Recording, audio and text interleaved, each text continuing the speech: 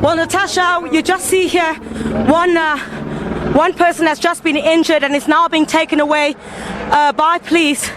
Just a few seconds before you came to us, let's just have a word with this gentleman. Let's come through. What happened to you? I don't know what happened to you. I don't know what the fuck happened. These people just showed up from nowhere and started doing their shit on me. Damn, so many cameras. So they started doing their things. And I lost my phone and shit. No, let us check them. They just started attacking you? They just started attacking me. I was just standing there watching everything like everybody else. And then they just showed up from nowhere and just started attacking me. I'm even fuck. I had to freaking run. Well, we do apologize for some of the language there, but this is one of the South Africans now being taken away. He was just a few minutes ago attacked by the foreign nationals here. About more than, I must say, 20 of them. They're trying to take him to safety at this point, and the situation certainly remains very volatile between the locals and the foreign nationals. This one, just walking within this area, came under attack. And this is certainly the scene where police would want to get some of the locals away from this area, as there are heightened tensions between the two since this morning. And just a few minutes before you came to us there, Natasha, more rubber bullets. Also, police are shooting more rubber bullets. We saw the water cannon go through the streets just a few minutes ago as well. What police are trying to do at this point, as I indicated a few minutes ago, is they tried to move to the different areas. I'm going to try and bring you now a leader, one of the leaders of the foreign nationals here, and just ask him perhaps why they're not being allowed.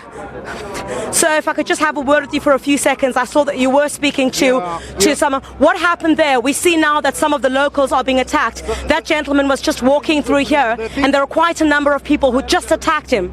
The thing is that we just had someone is running there, and the people, they were saying that person is stole something there. But one of our community actually saved him from the attack of the people. And here, as a Somalian, but why are you attacking innocent people? He was just walking. Attacking innocent people. Nobody attack innocent people. Actually, we were trying to save him from other people, the crowd, whereby they don't know what happened. Actually, they wanted to attack him. We said don't attack him. And another thing, as a Somalian people, we don't deal with any drugs here in Pretoria.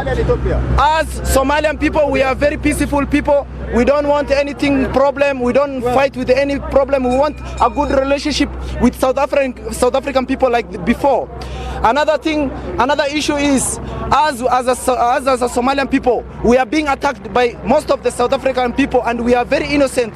Here, the way we stay in Pretoria, where we don't deal with drugs, we don't deal with any bad things. We do our business, and on top of that, how are you planning? Let me come to you, sir. I see that you've been speaking to quite a number of the Somalis here. How do you plan to bring calm to make sure that the attacks, some of them that we've seen, we understand that there's a standoff between the locals and the foreign nationals, but how are you going to try and bring calm to ensure that the incident that we've just seen does not happen again?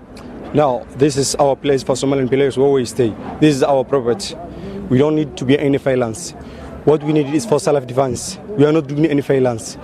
What I need to tell for the South African police or South African government, they must be supposed to control with this thing because of our business. We live to the location.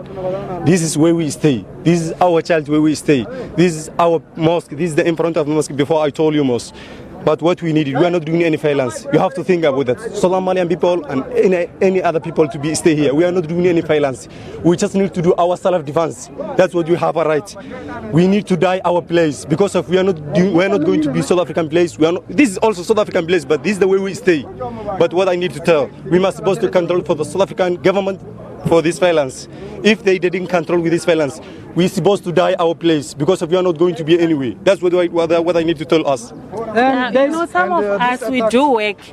We do have everyone here, like around here, all of us, we have legal documents.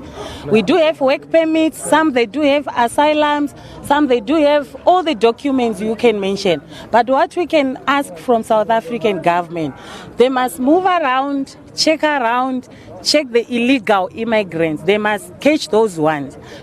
All all immigrants, all of us, we know here, when you came here in South Africa without documents, you go to Home Affairs, you are registered there, they must register you there so that they know who you are, where you are coming from. They take your fingerprints to check out in your country, are you fine there, are you not a criminal? They won't even give you that document, that asylum, you won't get it if you are a criminal. You get what I'm saying? That's why you see there is Interpol, there is everything all around the place.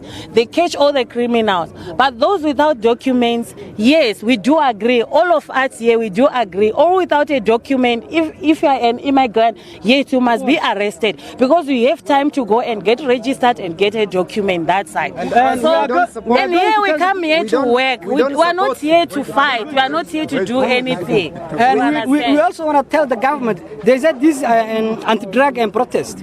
This is not anti-drug protest anymore. Yes. It's a xenophobic. Yeah, because exactly. as we stay here, we don't do drugs, we don't do prostitution, and we don't sell anything illegal. We stay here legally, You can see and we are mostly we are from Somalia. We all do Ethiopian, Somalians. Yeah. If anyone who stay here, Malawians, they don't do drugs. We don't do any illegal things. So this is not any Right, Natasha, essentially that's what the sentiment is here.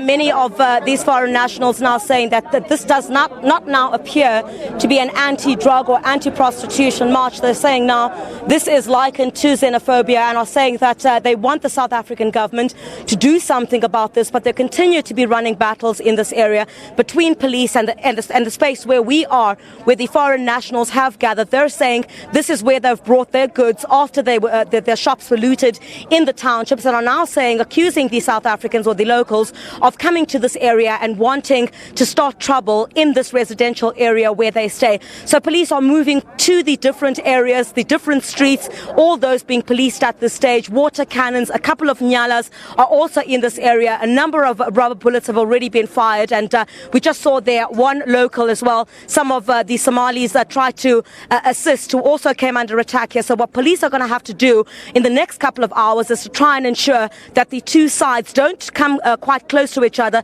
because of the heightened tensions that we have seen throughout the course of this morning. So this march basically seems like it will end here at this point. When police did fire rubber bullets and stun grenades a bit earlier on, the locals had moved much further to the place where the march was scheduled to start, at the old Patco bus depot, which is also here in Marabastad, but not too far from where I'm broadcasting from. So we'll certainly bring you a lot more much later on about the standoff here between the locals and the foreign nationals and how police are going to try and bring about calm in this area.